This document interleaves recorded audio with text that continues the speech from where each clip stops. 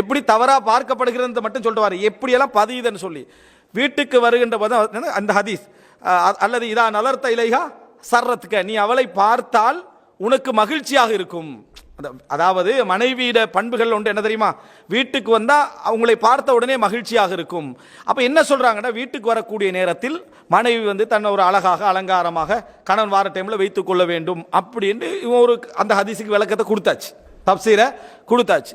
இப்ப தப்சீரை இப்படி கொடுத்தா காலையில் போயிட்டு வேலைக்கு வர காலையில் 8 மணிக்கு போயிட்டு 5 மணிக்கு வேலைக்கு வர பாட்டிக்கு இப்போ இந்த விளக்கம் சரி. ஒருத்தர் 3 விட்டுறாரு, அவர் அப்போ அடிக்கடி வீட்டுக்கு வருவார், சரியா? இவர் எந்த நிலைமை என்ன, சரியா? ஃபர்ஸ்ட் விளக்கமே பிள்ளை, அவருடைய நிலைமை என்ன? அதே போல என்ன அன்றாட பகலில் ஈவினிங் வரக்கூடிய நிலைமை என்ன? அப்படி என்று சொன்னால் அவங்க மணப்பெண்ணா உடுத்த உடுப்பிரிக்கு தானே, அதை உடுத்துட்டு தான் இந்த டெய்லி என்ன செய்யணும், வீட்டில் இருக்கும். யார் இந்த விளக்கத்தை சொன்னது? அப்படி சஹாபா பெண்கள் அப்படி இருந்தாங்கன்னு எங்கேயாவது இருக்குதா? வீட்டுக்கு வர டைம்ல டிசைனாக உடுத்துட்டு இருக்கணும் அப்படின்னு சொல்லி எங்கேயாவது ஒரு விளக்கம் இருக்குதான்னு கேட்குறேன். யார் எங்களோட சிந்தனையில் போட்டு விட்டது யார் இது? அல்லது இதா நலர்த்த இலையா சர்றத்துக்கு, நீங்கள் அவங்கள பார்த்தா உங்களுக்கு மகிழ்ச்சியாக இருக்கும்னா பிரச்சனைப்படுத்த மாட்டா, அமைதியாக இருப்பா, மனசுக்குள்ள உங்களுக்கு குளிர்வான பேச்சுக்களை பேசுவா.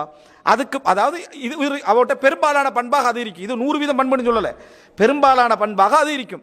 பிரச்சனைகள் நடக்கத்தான் செய்யும், ஆனா பெரும்பாலான பண்பாக அது இருக்கும் தான் அர்த்தமே தவிர இந்த அர்த்தம் இல்லை. இந்த அர்த்தம் கொடுத்தா என்ன நடக்கும் தெரியுமா? கணவன் இந்த ஹதீஸை பதிவு செஞ்சுட்டான், ஹதீஸும் அல்லது அந்த ஹதீஸுக்கு இந்த மேற்கத்தை உலகத்தில் விளக்கத்தை யாரோ ஏற்றி விட்டது. அதுல அப்ப வீட்டுக்கு வர டைம்லயும் பார்க்குறான், ஹதீஸ்ல எப்படி வருது, ஹதீஸ்ல எப்படி வருதுன்னா என்ன, நல்லா ஷாப்பிங் பண்ணி ட்ரெஸ்ஸா என்ன சூப்பராக இருக்கணும் அப்படின்னு வருது.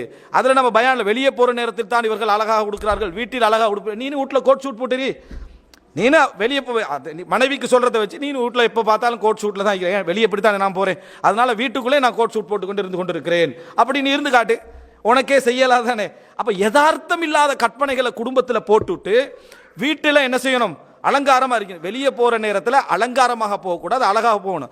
வீட்டில் இருக்கிற டைமில் சாதாரணமாக இருத்தல்ன்றது இயல்பான வாழ்க்கை.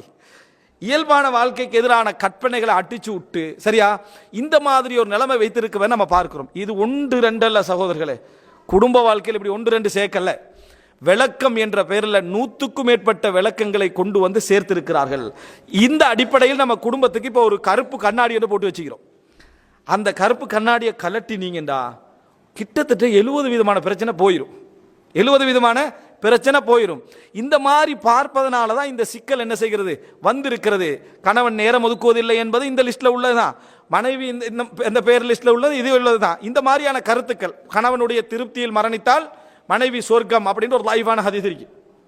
மரணிக்கிற நேரத்தில் கணவனுடைய திருப்தியில் அந்த மனைவி என்ன செஞ்சிடா, மௌத்தாகிட்டா, அப்போ சொர்க்கம். அப்போ அந்த மனைவி பார்க்குறா, இவனுக்கு செய்கிற வேலையெல்லாம் நான் செஞ்சுக்கிறேன், அவ்வளவு உதவிகளை செஞ்சுக்கிறேன், சப்போர்ட்டாக வேந்திக்கிறேன், இவன் ஏதோ கெட்ட கேட்டுக்கு திருப்தி இல்லாமல் மௌத்தாயிட்டான்டா, நம்ம என்ன செய்யுது, நம்மளோட சொர்க்க நரக இவன்ட் அறிக்கை நினைப்பாங்களா இல்லையா?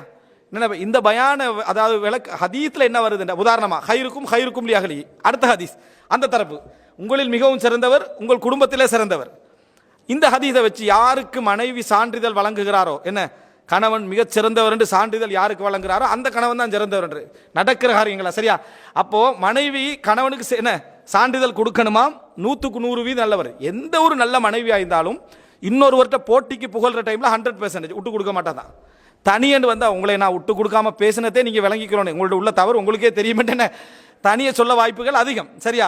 அப்ப ஹைருக்கும் லியஹ்லியேண்டா உங்களுக்கு சான்றிதழ் தாரதல்ல, நீங்க சிறப்பாக நடந்து கொள்றது, நீங்க அவர்களோடு சிறப்பாக நடந்து கொள்ளணும். அவங்க சான்றிதழ் தந்தாலும் தராது விட்டாலும் அதே போல மனைவியும் அப்படித்தான். அவர் திருப்தி அடைஞ்சாலும் நமக்கு என்ன அதுல சப்ஜெக்ட் இல்லை, இதை நம்ம சொல்லி கொடுக்கணும். இதை சொல்லி கொடுக்காததுனால பிரச்சனைகள் இரட்டிப்பாக போவதை என்ன செய்கிறோம் பார்க்கிறோம். அன்புள்ள சகோதரர்களே, இந்த பார்வைகள் எல்லாம் 2ல் ஒரு விஷயத்துல வந்திருக்கு. ஒன்று மேற்கத்திய உலகத்தில் கருத்துக்களை குர்ஆன் ஹதீஸோட ஒப்பிடாம தலையில போட்டுக்கின்றது, அல்லது மேற்கத்திய கருத்துக்களை இருக்கிற குர்ஆன் ஹதீஸ் வசனங்களுக்கு ஏற்றி விட்டது, அதுல ஏற்றி விட்டு அப்ப அது குர்ஆன் ஹதீஸ் மாதிரி என்ன செய்யறது, அதை நம்ம பார்க்கக்கூடிய ஒரு சூழ்நிலை உருவாக்கி விட்டதான் இதற்கான காரணம் என்பது நம்ம என்ன செய்ய வேண்டும், புரிந்து கொள்ள வேண்டும். இதை நீங்க உதாரணமா எடுத்துட்டீங்கன்னா எவ்வளவு தவறான கருத்துக்கள் எங்களுக்குள்ள நுழைஞ்சிருக்கும் என்றதுக்கு இந்த சின்ன உதாரணங்கள் உங்களுக்கு போதும்.